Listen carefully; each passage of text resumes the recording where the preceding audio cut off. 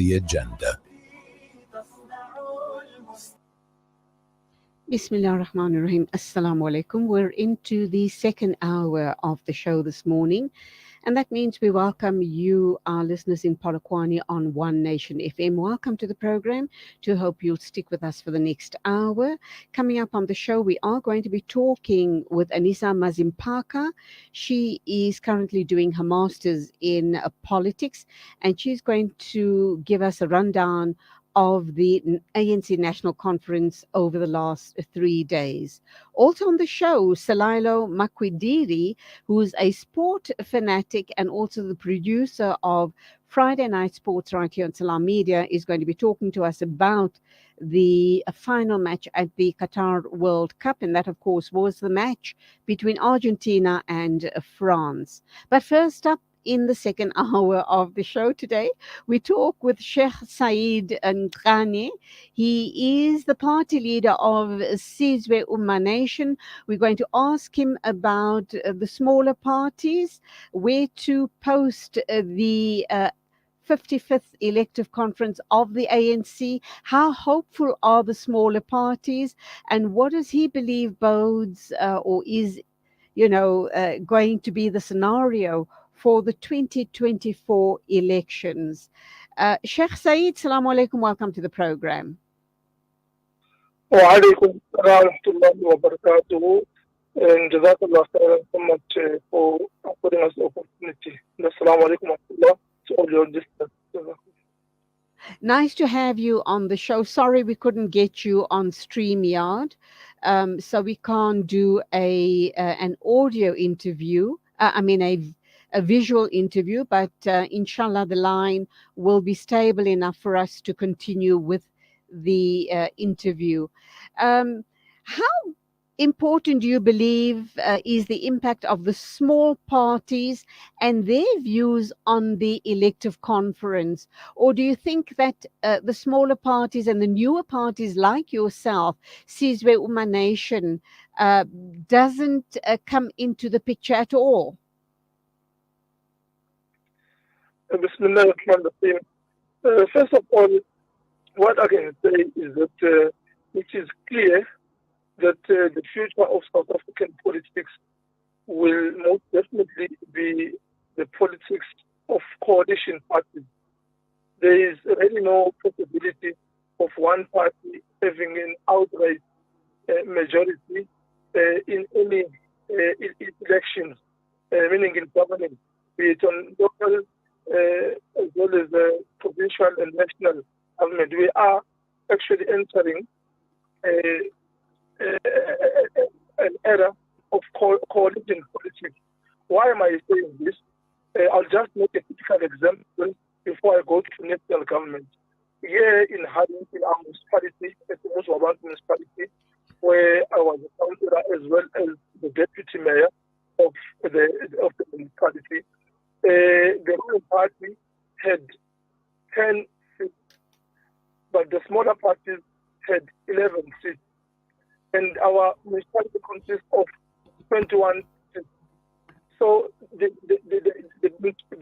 ruling party did not have an outright majority to run the municipality and to govern. Now, it took smaller parties to gang up together, and then they had to run the municipality. I was just making a typical example of what we have experienced here at Muswabantu and throughout the country in many municipalities and different metros. This is the norm.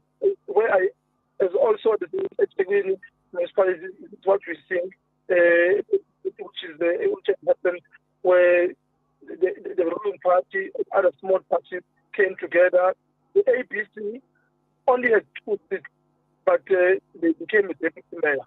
So likewise, a similar scenario will outplay in the coming 2024 elections. It is really not possible that the ruling party or the bigger or majority parties that they will have outright majority. So that's why the importance of the smaller parties. Then they will actually be part of assisting or the bigger party to come into power.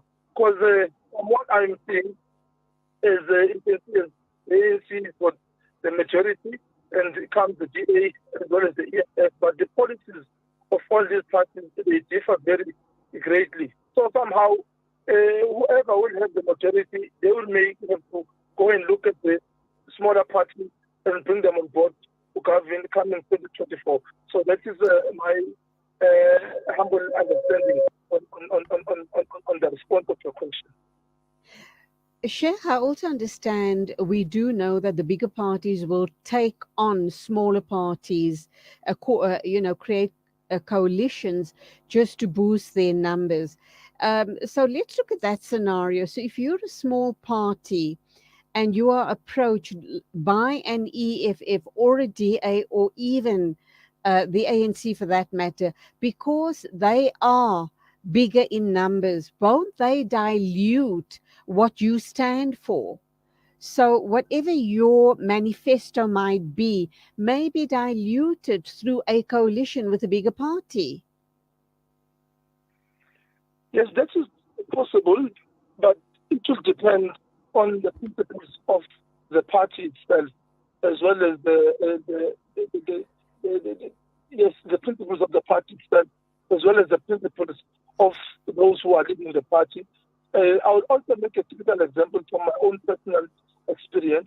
My own personal experience was that when we came into the municipality, Alhamdulillah, I was under the Al Jama party at that time, and Alhamdulillah, we only contested, we only campaigned for only the most of 3 months, because I was never in politics. I was just an imam and doing khidmat of deen, and people asked me to come into politics, and I came under the flag of Al Jama party. But within 3 months, and then Alhamdulillah, we won 2 seats in our municipality.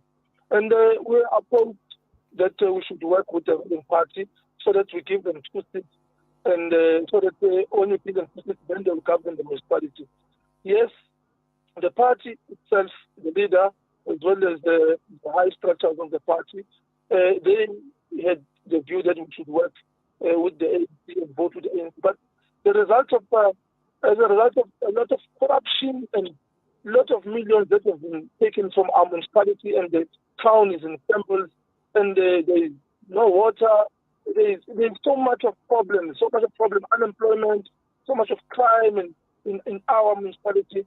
So I found it very difficult, as at the time the deputy mayor at the time, as well as the councillor, I said I can't be able to work with people who are destroying our community, destroying. So what I'm trying to say is that it will depend on the principles of those who are leading those parties.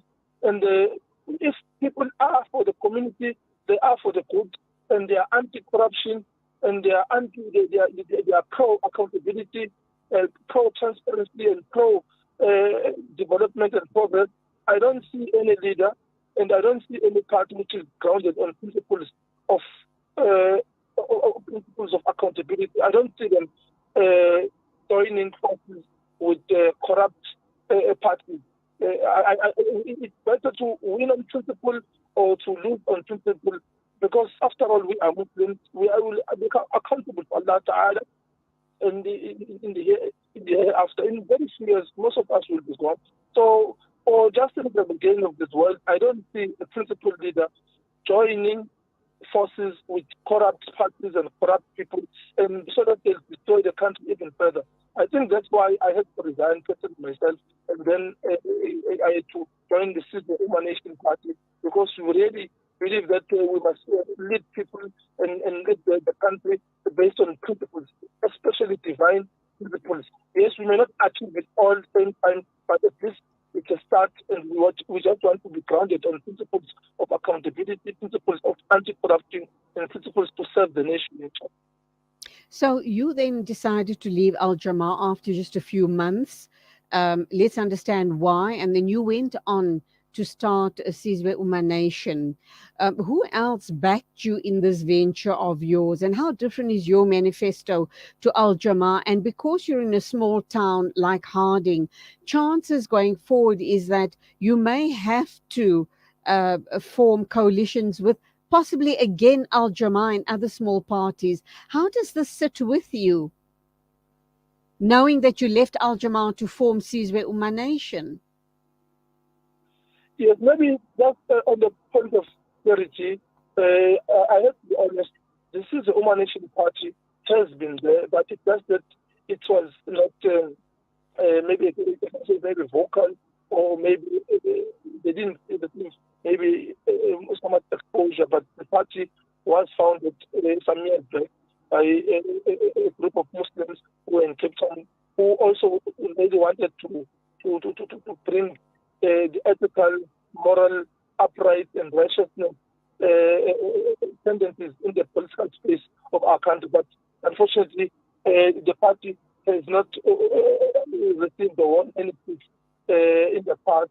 And so the reason why we wanted to revive the Sizwe Uma Nation is because of the same the confusion that is happening in politics, where people will establish parties with correct motives to serve the communities as a result of deteriorating conditions of the country. But when they are in government, as a result of, I think also maybe the lifestyle, the part that comes in government and all that, your bodyguards and all that, and then people get easily traced away and from their main intention. And then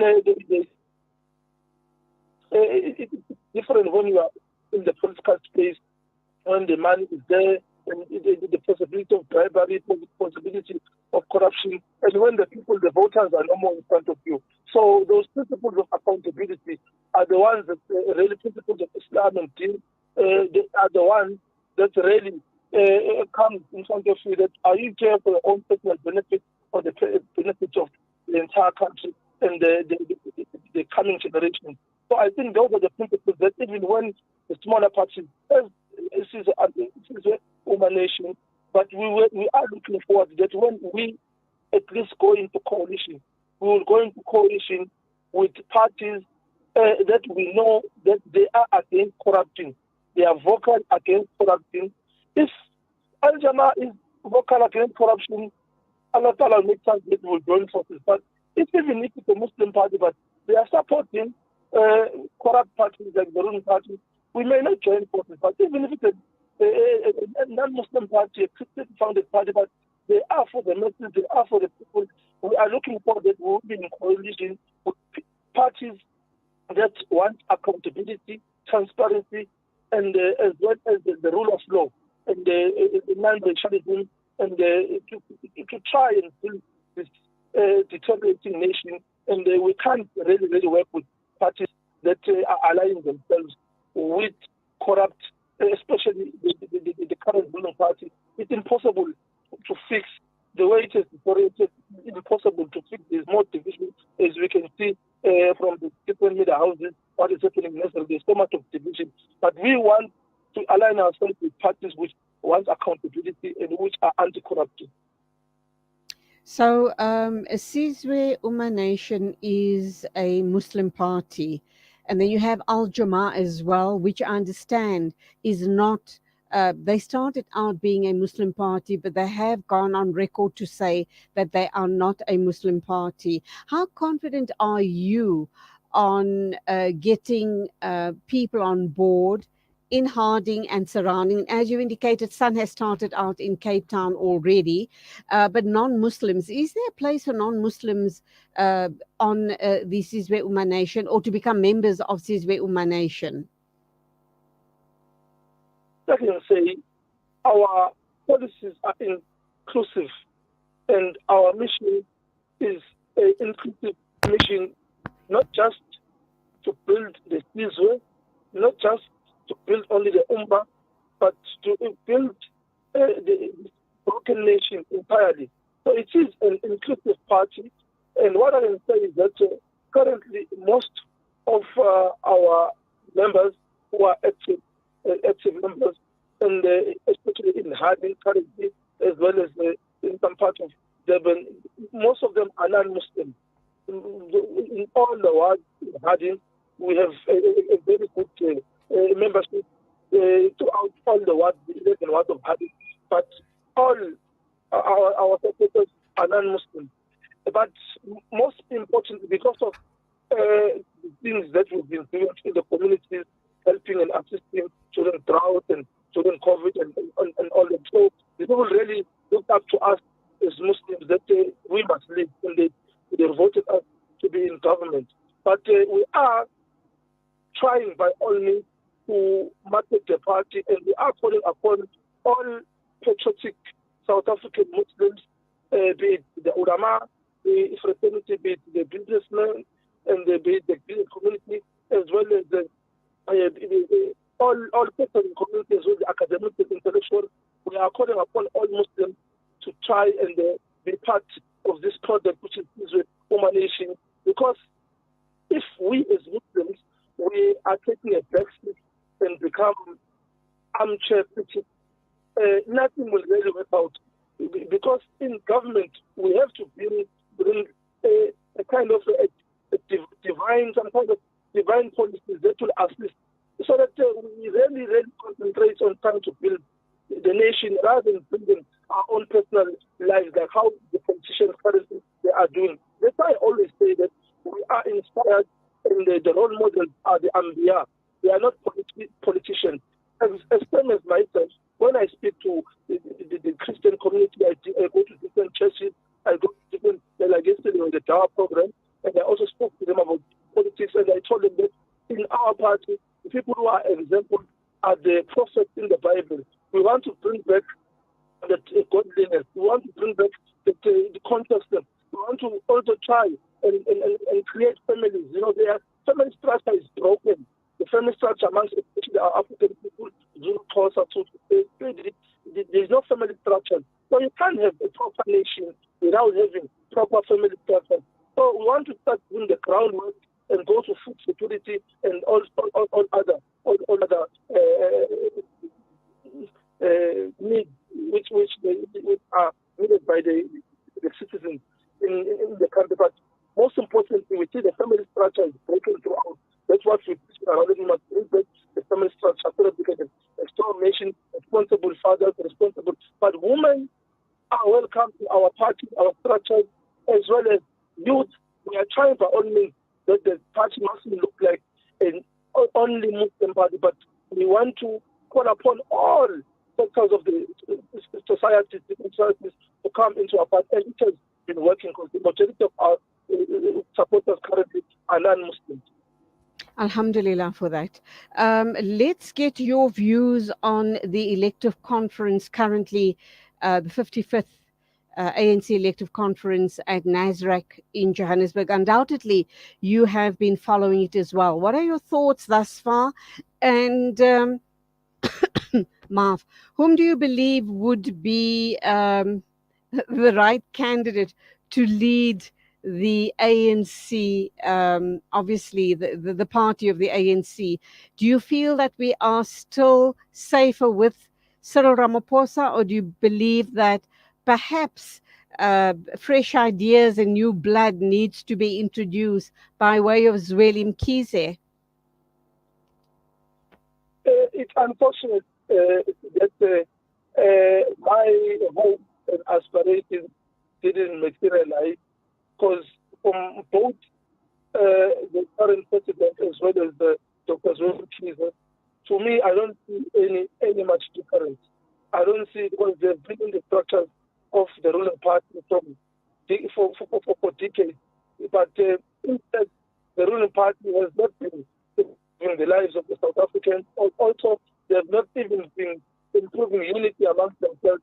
So, really, any of the two, according to, I would have someone else besides the two, someone who doesn't have any millions of dollars or maybe millions of rands of standards on top of their heads. And this is very it's showing how deteriorating the political climate of our country is. It's very deteriorating that we also, as South Africans, we are following and we are running behind and expecting to see who will be victorious. But we all know that both the gentlemen, with all due respect, they've got allegations of misconduct and corruption over in like a dark cloud on top of their head. So it's really, really, really, it's disappointing. To me, it's really disappointing. Whoever will be victorious between the two, I don't see them doing anything better for the ANC itself. There will be more division, even for the country itself. I don't see, because most of our leaders in the ruling party, they are not really guided by divine divine guidance. It's all about amassing wealth. It's all about amassing fame. It's all about once we still have such leaders who are leading us, I don't see anything becoming better anyway. That's why I say, you Muslims are the best of communities of leadership now that you have been taken out for the benefit of mankind. So I really think that if Muslims they come together, put their votes in one basket, they have some few seats in parliament, they can really showcase maybe a good a good example of some kind, because currently the politics of today of South Africa, it's really not really, I don't see any best candidate from the two. I really, personally, unfortunately, but these are just my humble view. Another person will have their view, but from the two, because they've been there from the beginning, in the ANC, still now, it's not getting any better, things are getting worse. But Allah Ta'ala knows best, but my humble view is that from the two, there is no best candidate, but it will really have impact in everybody's life. Whoever becomes victorious, it will have an impact in everybody's life. Because they will not be known as South Africans, will be known as the people who are being led by corrupt leaders. So for us to allow that, and I saw when the vote of impeachment, most of the parliamentarians, they said they are putting aside the report by the three judges. Then it was a painful moment when I saw that. And how can the majority of people really agree with this? That they recommend that there must be an inquiry. When the inquiry comes and the report comes, they are pushing it aside. I saw it a very dark moment in the political history of our country. So from the old candidate, I really, really don't see anyone doing anything better for the country anyways. Finally, my final question for you this morning. Sadly, this is how politics is played all around the world. The type of horse trading and negotiations that goes on behind closed doors is what determines who's going to lead the country and the different parties. And of course, then uh, monies and favors are promised, or monies are exchanged. It's not only in South Africa or in Africa that it happens in political circles almost all around the world. What guarantee or what is saying that Sizwe Uma Nation won't get caught up in these type of negotiations or horse trading once you sit down or sit around the table and start forming coalitions?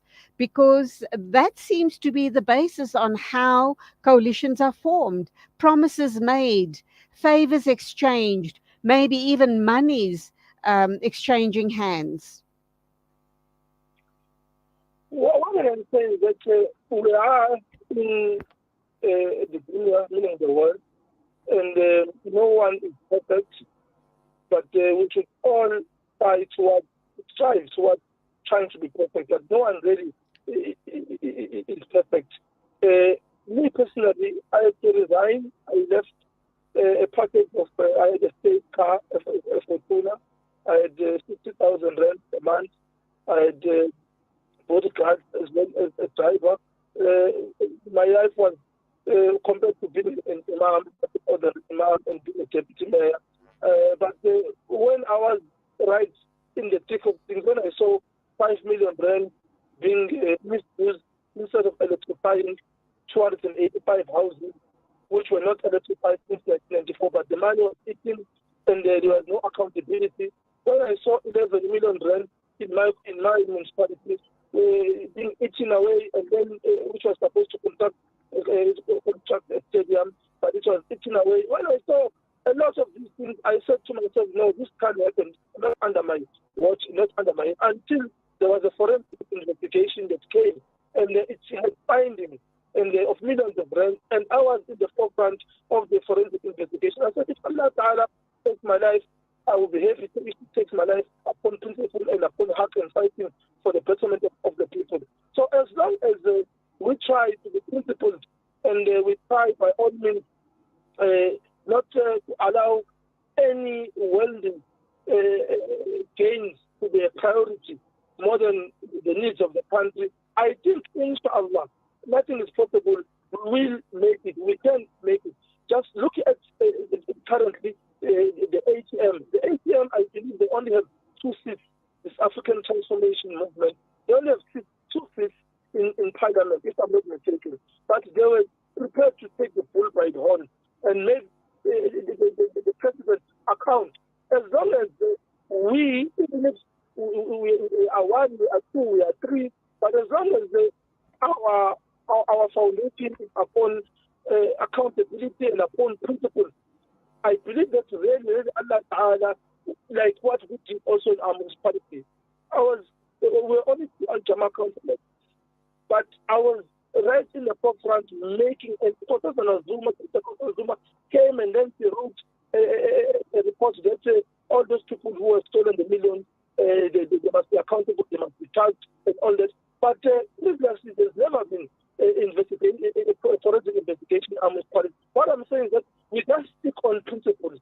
As long as we stick on principles, and I hope, and our gaze must be to please our Creator, not to please creation, but obviously to serve creation, to serve creation. When our principles are like that, I hope, inshallah, we will become victorious, we will become winners at the end of the day. And history will remember us as heroes, as people who fought for us and fought.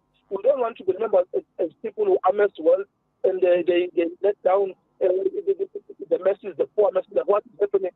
ANC will be remembered as people who sold out and people who really they didn't care about the masses. But the founders, we know that they were upon uniting the nation, and they're doing away with all sorts of corruption, the founders. But I think we should stick on principle. Stick on principle. Once the founders are sticking on principle, and then make sure that there are all corrective measures and the checks and balances, that we don't accept bribes. We don't, even if I have to account myself as the leader, if there's something wrong, I have to step aside, step down, and let others lead if there's a mistake. This was, I see, it's also a problem with the ruling party and the way we Okay. people defending a corrupt leader.